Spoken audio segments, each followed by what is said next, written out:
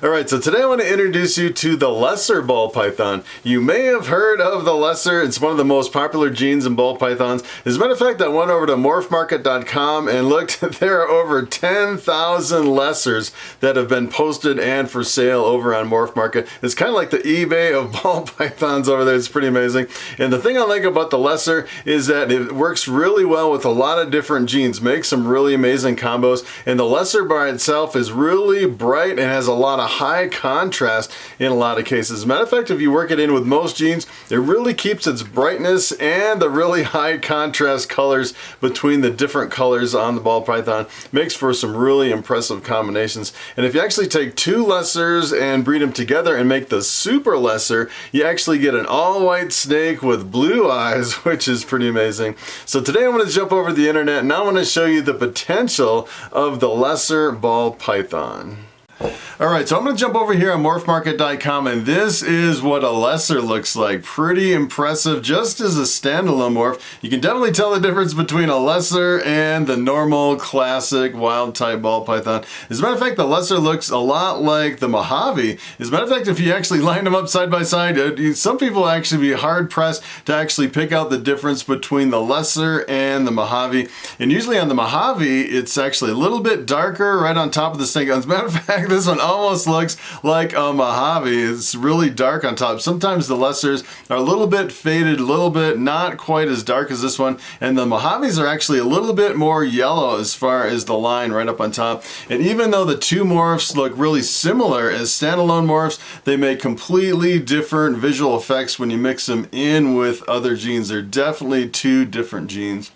And if you actually take two lessers, breed them together, 25% of the time, this is what you get. You get a super lesser, which is an all-white snake with blue eyes. Probably everybody's favorite snake. And the lesser is part of the blue-eyed leucistic complex. So if you actually breed a lesser with a Russo or a Mojave or a bamboo, you essentially get the white snake. And kind of the interesting thing about the lesser is a lot of the other genes, if you actually start mixing them with some of the genes in the blue-eyed leucistic, like the Phantom or the Mystic or the Special, sometimes you'll actually get purple snakes. Like, for example, if you actually mix the Mojave and the Phantom, you get the Purple Passion, which is not an all-white snake. But in the case of a lesser, if you breed it to anything in the blue-eyed leucistic, you always get a really super bright white patternless snake with blue eyes. Probably the best blue-eyed leucistic maker that you can get in the whole entire blue-eyed leucistic complex. So essentially what I want to do from here is I want to show you some of the other genes that we can work in with the lesser to make some really impressive combinations. And I want to start with the Pastel. This is what the Pastel looks like. And the Pastel, essentially, it's probably the brightest yellow standalone morph that you can get, and it really reduces the pattern. Sometimes they're not quite as bright as this one. This one's a really bright Pastel, and this one's kind of interesting too because it has a lot of highlights right down the top. Sometimes they don't have that many highlights. They can be really variable, and sometimes it'll really reduce the pattern into almost tiger stripes on some of these Pastels. They can be really super. There's a lot of differences between Pastels. And if you actually work Pastel in with a lesser, take a look at this beauty. This is one of the best snakes that I've seen over here. Just with two simple genes working them together, the Pastel and the lesser. And let me tell you, this is actually probably one of the brighter lines of Pastel and one of the brighter lines of lessers. Lessers can be really variable. So I've actually seen Pastel lessers that are not quite as intense as this. This is really amazing. As a matter of fact, I've actually seen, if you actually take a lesser and breed it to a ghost and you get a lesser het ghost, sometimes the het ghost has an influence and makes the snake even brighter. So in a lot of these cases, there could be some like hets floating around in the background. Like maybe this is a Pastel lesser het ghost, and a lot of times people don't know that they're actually floating around kind of in the background. I actually have two breeder lessers that are females, and I actually have one male that's a scaleless het lesser. I'm kind of working on the completely scaleless all-white blue-eyed leucistic, and I actually have one female lesser that is possible het ghost that is super bright, brighter than all of my other lessers. I'm pretty sure it actually has one copy of the ghost gene in there, although the ghost is recessive, so a lot of times you actually can't tell if you actually have ghost in the mix. One copy of the ghost.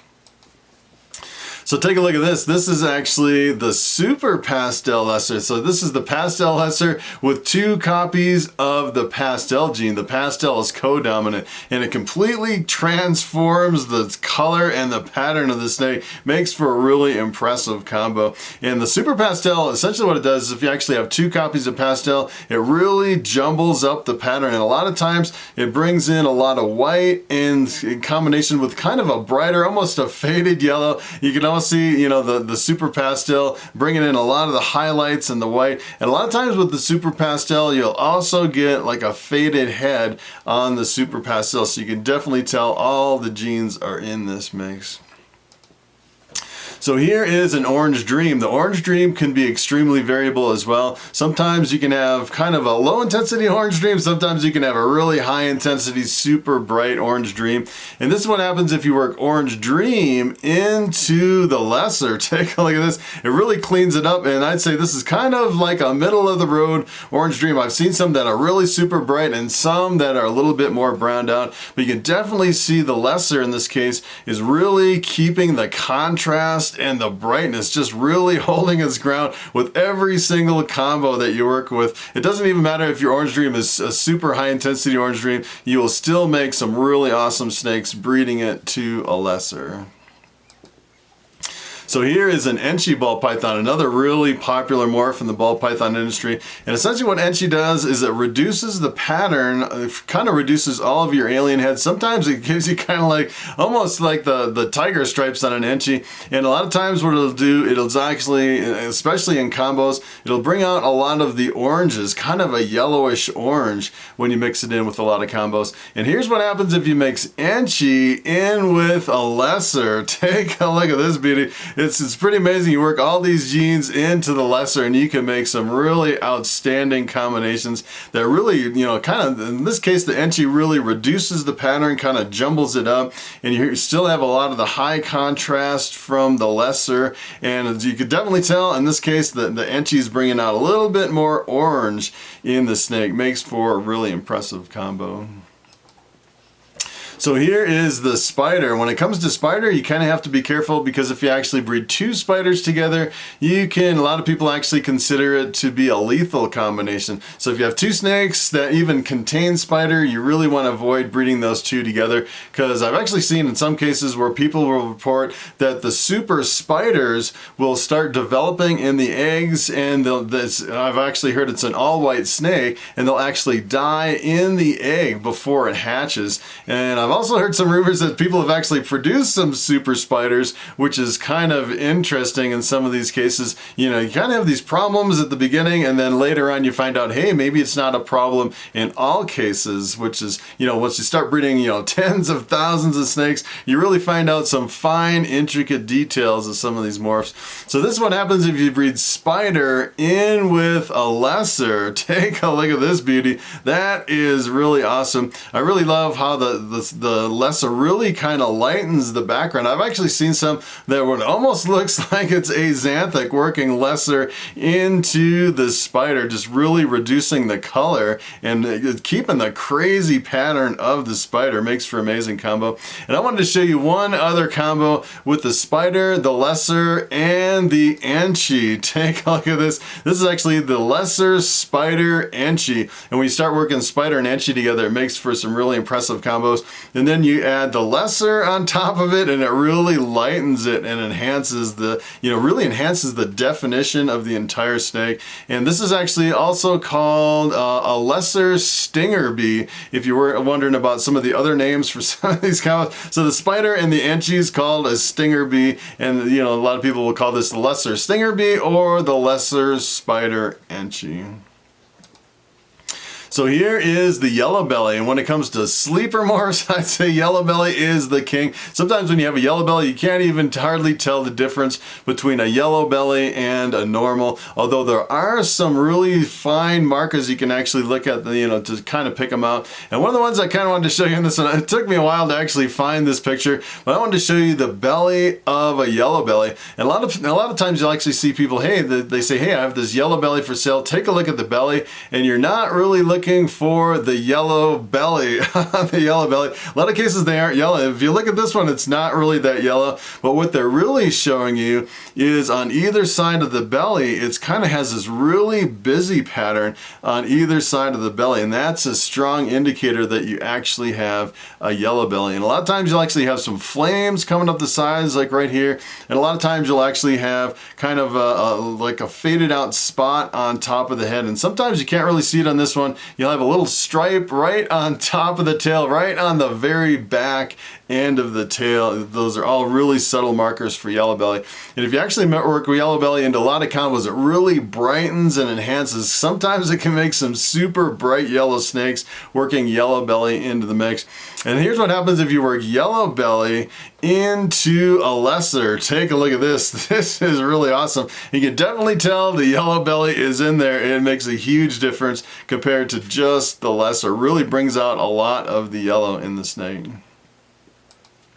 So here is the fire. The fire is actually in the black-eyed leucistic complex. So you breed two fires together, you get a super fire that is an all-white snake with black eyes. Looks pretty close to a blue-eyed leucistic, but it's not compatible with the blue-eyed leucistic. So if you actually took a fire, bred it to a lesser, you don't get an all-white snake. And here's what happens if you mix fire in with a lesser. And take a look at this. This is pretty amazing. It actually kind of lightens the background. The fire, when you're working in with other genes, it's pretty much known for as a lightning gene. Really lightens the background, can make some really impressive combos, and you can definitely tell the influence of the fire really jumbling up the pattern, giving it a really creamy kind of a look to it. Makes for a really amazing combo. So here is the leopard ball python. The leopard kind of works kind of interesting with lesser. The leopard's actually, I kind of call it a pseudo dark morph. So if you mix it with genes that are already dark, it makes them even darker, sometimes jet black. And if you mix it with something that's not black to begin with or really dark, a lot of times it won't have any effect, except it really jumbles up the pattern when you mix leopard in with other combinations. It's essentially a pattern enhancer.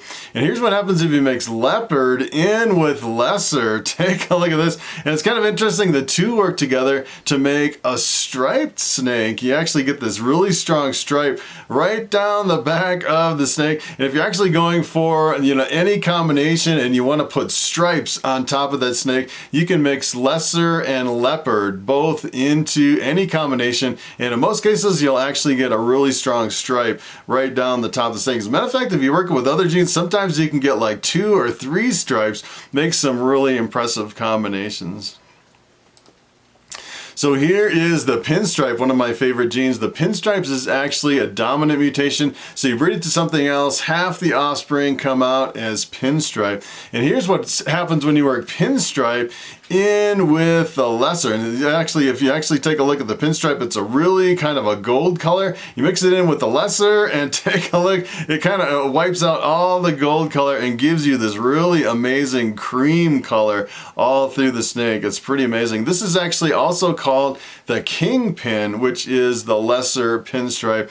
And if you actually work spider into the mix, you actually get a king spin. And then if you work pastel into it, you get the queen pins and the queen spins, and you kind of go down the whole rabbit hole with the kings and the queens, and it gets really confusing as far as some of the slangs working lesser into pinstripe. So here is a banana. The banana is really popular too. Probably one of the best standalone morphs. It is really extremely visually dominant when you start mixing it in with other genes. It's actually a co-dominant mutation, so you breed it to something else. Half the offspring come out as banana, and it's actually pretty much the same as the coral glow. And both the coral glow and the banana are kind of known for being like the male makers and the female makers. It's kind of weird. The gender of the offspring is related to the original breeding of the parents, which is a really complicated topic. I actually have 2 male makers. I have a banana male maker and a coral glow male maker. And if I actually breed those to something else, all the coral glows and bananas that I produce are always all males. I don't get any females. If you actually do get a female, it is extremely rare to actually get a female from a male maker. And this is what happens if you work banana into the lesser. Take a look at this beauty. QOTD. That is probably one of my favorite combos, working banana into anything. It really keeps a lot of the brightness, and it really keeps the contrast and the definition. You can definitely see on this snake, it definitely has some weight to it, and it's not fading. This is actually 700 grams. And look at the price on some of these combos. You know, these are only, you know, relatively inexpensive compared to some of the crazy prices that we've seen with ball python. It's pretty much because the lesser is really super common. There's a lot of them out there. It's been around for a really long time, and the prices are really reasonable, and a lot of people just go crazy over the lessers because you can mix it with a lot of genes and make some really amazing combos. So here is the clown. The clown is probably one of my favorite genes when you mix it in with the lesser. The only problem is the clown's actually a recessive mutation. So if you actually breed a lesser to a clown, you will get lesser het clowns that all look like lessers. And essentially you'd have to breed that back to another het clown to actually get a visual, or you could breed it to another visual clown. As long as you don't breed two lesser clowns together, because then you'd end up with the all white snake. You can actually get a super lesser clown and it would still be an all white snake with blue eyes, and you wouldn't even know that clown was in the mix. It'll actually hide all the other genes in the white snake. And here's what happens if you work lesser into a clown. Take a look at this crazy combo. That's probably one of the most amazing lesser clowns that I've seen over here on Morphmarket. And I'd say as far as lesser clowns, a lot of them don't really have a lot of white coming up the sides. I actually bought into this project. I have a lesser clown female, and I had like little flames of white coming up the bottom of the snake. It wasn't as intense as this, and kind of the bummer about the lesser clown is it ages and matures. It really tends to fade out. It doesn't really keep the really high contrast in the bright colors. But if you actually produce some offspring, it is pretty amazing, because all of them are extremely stunning, like this one right here. This is pretty amazing. And if you actually look at the price on this one, the clowns are pretty expensive. This one is $550, which is pretty amazing. As a matter of fact, you know, when I started in ball pythons, these were selling for about $1,500 about 5 years ago. So you can actually see there's been quite a few produced, which really drives the price down. These are really amazing snakes. So I want to show you one more here at the end. This one's pretty amazing. This is this kind of blows you away. This is actually the Pastel Lesser Enchi Yellow Belly. So essentially you can definitely see probably the best genes of all the ones that we've actually looked at working with lesser. And you can definitely see lesser in there because it has a lot of contrast. You can kind of see like these little keyhole patterns on the side. You can see a little bit of the dark from the lesser, and you can really see the influence of all the other genes. The pastel, the enchi, and the yellow belly. And the pastel and the yellow belly really bring out a lot of the brightness, a lot of the yellow. That's where a lot of it's coming from. And the enchi reduces the pattern a little bit more and even brings out more of kind of the yellowish orange on this combination. Pretty amazing combo. All right, so it is time for the question of the day. And Inferno Games asks, do I need to keep my room temperature at 75 degrees Fahrenheit for my ball pythons? And that is a very good question. As a matter of fact, here in my reptile room, I usually keep my ambient temperature between 80 and 82 degrees. And then I have a hot spot in the back of the tub set to 90 degrees in the back on the bottom that they can sit on. And as far as the minimum temperature, I probably wouldn't go below 75 degrees. Although a lot of people, you know, they'll buy one ball python and they're like, wait a minute, it's going to cost me a lot of money to actually heat my room to 75 degrees, more than my ball python is even worth. So there's a lot of ways you can actually get around heating, you know, your whole entire room or your whole house if you kind of have a cooler room. And kind of one of the things I've actually seen people do, especially if they have a few snakes and they're thinking about breeding them, maybe they have a collection of snakes. A lot of times what they'll do is they'll actually move them into a closet and heat the closet. Although if you have your snakes in the closet, you definitely want to make sure that they have the proper light and the regular light cycle for day and night. You definitely don't want to keep your ball pythons in the dark. And what a lot of other people do, especially if they just have one ball python, a lot of times I've seen where they'll take a heat lamp and they'll put it on an enclosure, kind of dial it down with either a thermostat or maybe some kind of a rheostat and bring it down to like 75 or 80 degrees on the cold side. And then on the hot side, they'll have the heat mat underneath on a thermostat set to 90. You definitely want to use a thermostat. And one of the things I was kind of thinking about this week. I was like, yeah, if you kind of had an unlimited budget and you wanted the ultimate setup for a ball python, what you can actually do is have a setup kind of like my reticulated python. I don't know if you've seen that one. Essentially what I have is I have a 6-foot enclosure, and inside that enclosure I actually have a radiant heat panel on the top of the enclosure. So essentially what you could do is you could have, you know, kind of a bigger enclosure with a radiant heat panel on top set at, you know, maybe 75 or 80, and then have the hot spot of 90 degrees, and then you could put hides and plants and all stuff all over the place. You could probably have a little pond and a waterfall and everything in there. It'd be a pretty amazing setup for a ball python. So that is pretty much it. Thanks for watching, and I will see you in the next video.